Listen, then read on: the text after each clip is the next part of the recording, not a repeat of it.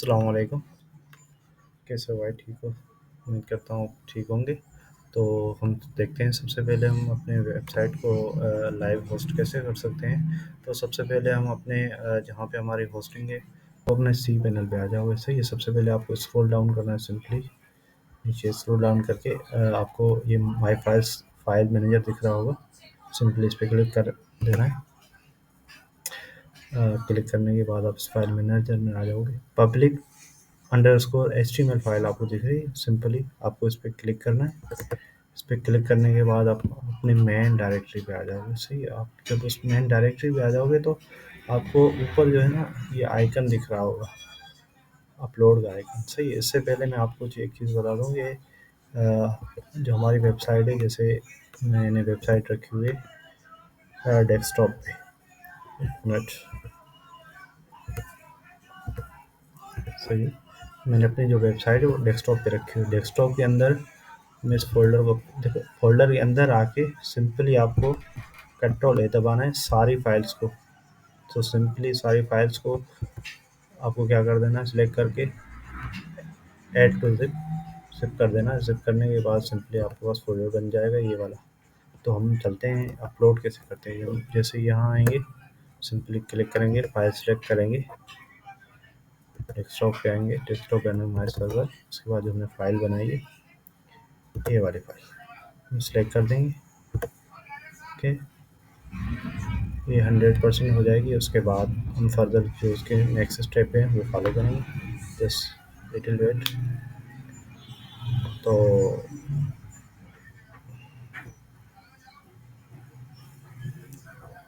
अच्छा, जब तक ये ना अपलोड हो जाए तो मैं एक चीज़ आपको बता दूं। अगर आप ऑलरेडी डेवलपर हैं लारावेल के तो बहुत अच्छी बात है, आपको पता ही होगा। अगर नहीं है तो आपको जब भी हम लाइव होस्टिंग पे लाइव करते हैं ना, तो आप देखोगे आप हमारा जो मेन इंडेक्स फोल्डर है ना वो पब्लिक के अंदर होता है हमेशा। आप देखोगे पब्लिक, जब भी आप क्लिक करोगे ना मतलब अगर अब ऐसे ही हम वेबसाइट अपलोड कर देता तो उसमें एक इशू आता, क्या आता कि सिंपली आपको ना ये ऐसे सारे फ़ोल्डर दिख रहे होते। जब आप पब्लिक पे क्लिक करते हैं ना फिर ही आपकी वेबसाइट चलती। तो इसके लिए हम क्या करते हैं, हम सिंपली htdoc के नाम से एक फ़ोल्डर बनाते हैं। मैं आपको दिखाता हूँ उसके अंदर कोड क्या है। सही है, ये कोड आपको कहीं भी इंटरनेट से आप लिखोगे लारावेल का तो आपको ये मिल जाएगा। सही है, सिंपली ये क्या करता है, मेन डायरेक्टरी को ना पब्लिक फ़ोल्डर के अंदर जो है रीडायरेक्ट कर देता है, तो हमारी वेबसाइट वहाँ से चलना शुरू। सिंपल सा छोटा-सा कोड लिखा हुआ है। सही है, तो हमारी देखिए वेबसाइट भी अपलोड हो गई होगी। सही है, हमारी वेबसाइट भी 100% हो गई। हम बैक करते हैं वापस। सिंपल आगे हम इसको क्या कर देना है, एक्सट्रैक्ट कर देना है। सिंपली जैसे हम इसको एक्सट्रैक्ट करेंगे तो ये हमारे रूट डायरेक्टरी एक्सट्रैक्ट हो गया। सही, और सिंपली अब क्या करना है, हमें अपना जो है ना डेटाबेस सेटअप करना है। डेटाबेस सेटअप कैसे कैसे करना है, सिंपली जहाँ पे हम वेबसाइट पे आए थे फाइल में सी पैनल पे आप थोड़ा सा नीचे जाओगे ना तो आपको माई एसक्यूएल डेटाबेसेस दिख रहे होंगे। सही, सिंपली आपको इस पर क्लिक कर देना है। वो ऑलरेडी ये देखो मैंने ना एक यूज़र बनाया हुआ था। सही है, तो हम एक नया डेटाबेस और एक नया यूज़र बनाएंगे। सिंपली मैं आया, प्रोडक्शन लिख देता हूँ। प्रोडक्शन सिंपली मैंने लिखा। प्रोडक्शन लिखने के बाद मैं इसको क्रिएट कर दूंगा।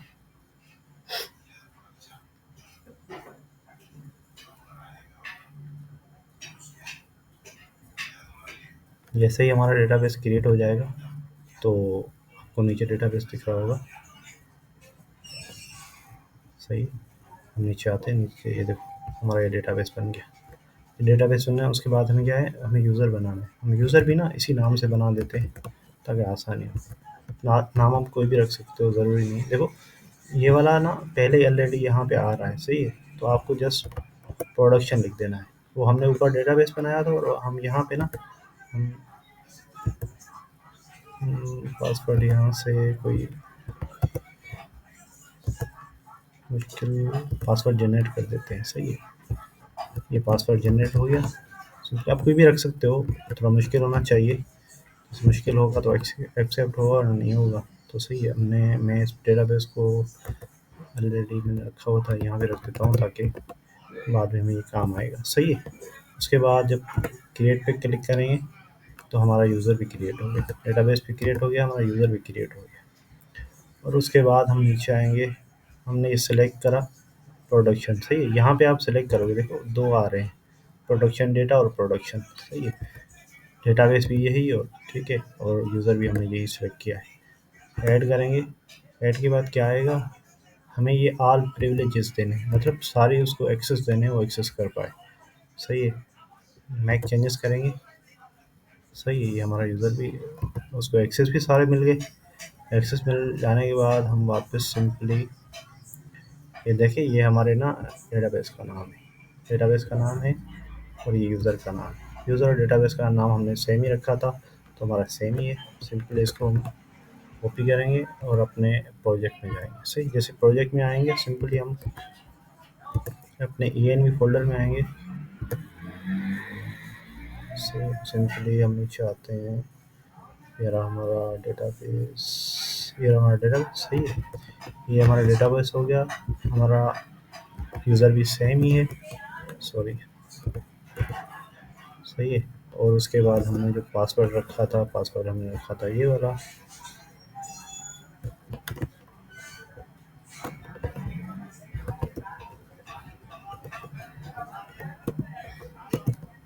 हमने ये पासवर्ड कॉपी कर लिया, और सिंपली हम आते हैं अपने पासवर्ड की जगह, इसको पासवर्ड को पेस्ट करते हैं, सेव चेंजेस करते हैं, सही है। और इस फाइल को हम करते हैं क्लोज, सही है। क्लोज करने के बाद सिंपली आप देखोगे ना, अब हमें क्या करना है, हमें एक डेटाबेस पे, जैसे मैं आपको दिखा देता हूँ ऑलरेडी, कि हम अगर साइट को भी चलाएंगे ना, तो क्या आएगा कि डेटाबेस तो है ही नहीं आपके पास, सही है। जस्ट एक मिनट, क्या कह रहा है, टेबल तो है ही नहीं, एग्जिस्ट ही नहीं करती, तो हमें डेटाबेस भी अपलोड करना है। डेटाबेस कैसे करेंगे हम, सिंपली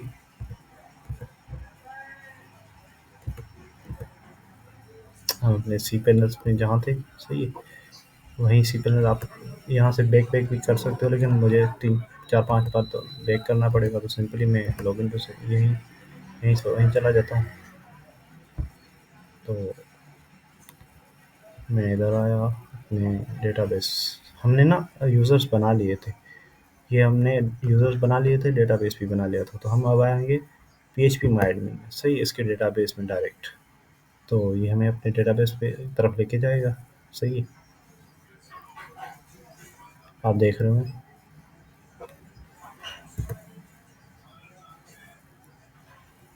कि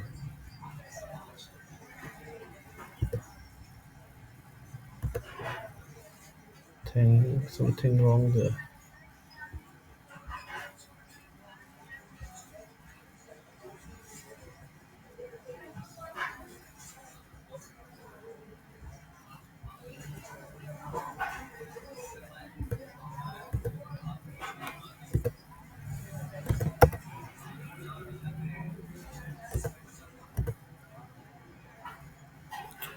तो ये देखें, हमारा ये डेटाबेस है सिंपली, यार हमें लगता है सो, अच्छा हमने ना ये दो बना लिए हैं, इस वजह से आई थिंक इशू आ रहा है, लेकिन इशू तो कोई नहीं आएगा, वेबसाइट तो हमारी चल जाएगी। हमने दो बनाए हैं, सही है, तो मैं आपको पहले अपलोड करके दिखाता हूँ। तो हमारा डेटाबेस कहाँ है, डेस्कटॉप पे हमारा डेटाबेस पड़ा है, और सिंपली हम आते हैं डेटाबेस को इंपोर्ट करते हैं, सही है। जैसे हम अपने डेटाबेस को इंपोर्ट करेंगे, हम डेटाबेस हमारा इंपोर्ट हो गया, सिंपली हम लोग वेबसाइट पे आते हैं, इस वेबसाइट पर हमारी वेबसाइट चल गई, सही है।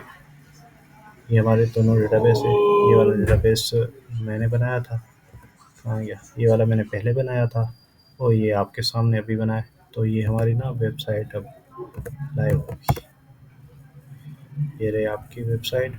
और कभी भी आपको कुछ भी चेंजेस करना हो, सपोज़ करो आपको दोबारा डिप्लॉय करनी है वेबसाइट, तो ये हमारा जो मेन एक्सट्रीम में, आपको फिर भी एक बार बता देता हूँ कैसे करना है। सिंपली आपको जैसे लॉगिन करोगे तो आपके पास ये वाला पैनल आ जाएगा, उसके बाद लॉगिन, थोड़ा सा स्क्रॉल डाउन करोगे, लॉगिन टू सी पैनल पे जाओगे, जैसे सी पैनल पे जाओगे तो आपको सी पैनल लेके जाएगा।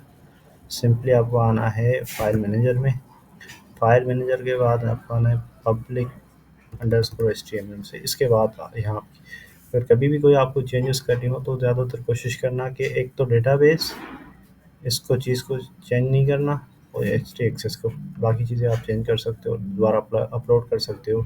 अगर आपको ऑलरेडी आती हैं चीज़ें तो अच्छी बात है, अगर नहीं आता तो ये चीज़ें ना आप यहाँ से कभी भी नहीं उड़ाया करें। जैसे मैं अगर सेलेक्ट करता हूँ, मैंने ये सारे सेलेक्ट कर दिए फाइल, सही है, लेकिन मुझे ना ई एन वी और एच टी एक्सेस डिलीट नहीं करने, तो मैं इनको कंट्रोल प्लस शिफ्ट से अनचेक कर दूंगा। बाकी चीज़ें मैं उड़ा के दोबारा अपनी वेबसाइट, कोई नई वेबसाइट अप्लाई कर सकता हूँ। कोई वेबसाइट नहीं है तो ज़ाहिर बात है उसके सारे डेटाबेस वगैरह सारे चेंज हो गए, लेकिन आपने अगर सेम वेबसाइट में कुछ काम किया है उसके बाद दोबारा आपको डिप्लॉय करनी है, तो सिंपली ये दोनों चीज़ें आप यहाँ से नहीं हटाओगे। तो उम्मीद करता हूँ ये आपको ये वीडियो समझ आ जाएगी। अगर फिर भी ना समझ आए तो आप मुझसे पूछ सकते हो, मैं दोबारा आपको बता सकता हूँ। इवन आप चाहें तो आपको मैं थ्रू ज़ूम मीटिंग के भी आपको समझा सकता हूँ। ओके भाई, अल्लाह हाफ़िज़, थैंक यू।